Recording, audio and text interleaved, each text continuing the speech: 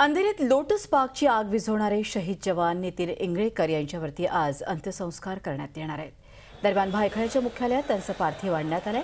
मुख्यालयात त्यांना guard of honour दिल्यानंतर त्यांचं पार्थिव कुटुंबाच्या सुपूर्द करण्यात येईल।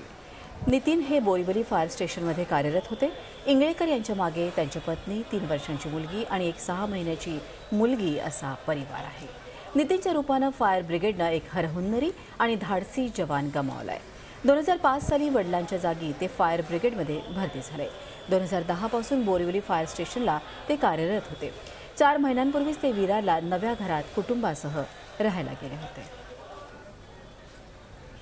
आपण बघू शकतो काल ज्या तऱ्हेनं लोटस या इमारतीला आग लागली, मोठ्या प्रमाणात आग वाढत गेली आणि त्यामध्ये सगळ्याच अग्निशमन दलाच्या जवानांनी शर्थीचे प्रयत्न केले आग विझवण्यासाठी। मात्र अर्थातच आपलं कार्य बजावताना शहीद इंगळेकर जे आहेत ते शहीद झाले असं म्हणायला काहीच हरकत नाही। ही दृश्य ताजी दृश्य आहे। आज त्यांच्यावरती अंत्यसंस्कार करण्यात येणार आहेत।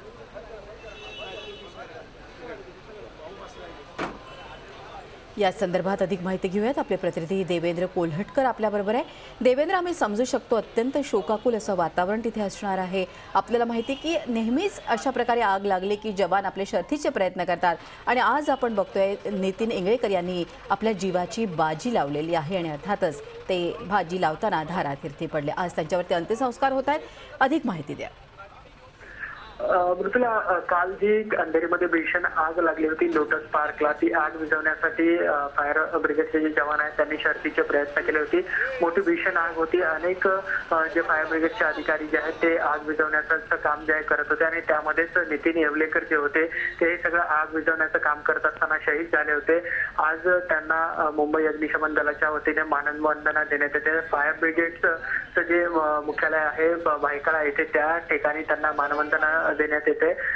जे त्यांचे शोकाकुल परिवार आहे इथे, शिवाय जे कर्मचारी आहेत ते देखील हेलावून गेलेले आहेत, कारण त्यांच्यासोबत काम करणारा एक जो कर्मचारी आहे त्यांचा मित्र जो आहे तो काल ह्या सगळ्या अंधेरीमध्ये जी भीषण आग लागली होती त्यामध्ये शहीद झाला होता आणि त्यांनाच मानवंदना देताना हे सगळे जे कर्मचारी आहेत ते आपल्याला पाहायला मिळतात आहे।